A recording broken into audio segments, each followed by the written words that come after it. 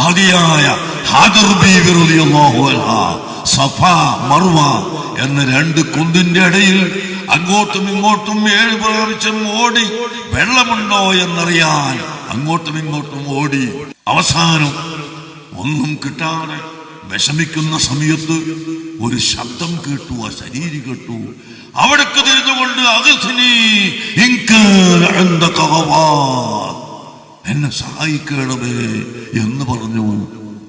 അപ്പോൾ അല്ലാഹു അല്ലാത്തവരോട് സഹായം ചോദിച്ചാൽ അത് കണ്ടവരോടായാലും കാണാത്തവരോടായാലും ദൃശ്യത്തിലൂടെയായാലും അദൃശ്യത്തിലൂടെയായാലും തൗഹീദുള്ള മനുഷ്യൻ അത് ചോദിക്കുമ്പോൾ അത് ശിർക്ക് വരികയില്ലെന്ന് വിശ്വസിക്കുന്ന വിശ്വാസം, അത് മുസ്ലിം ലോകത്തിന്റെ വിശ്വാസമാണ്, ഔലിയാക്കൾ പഠിപ്പിച്ച വിശ്വാസമാണ്.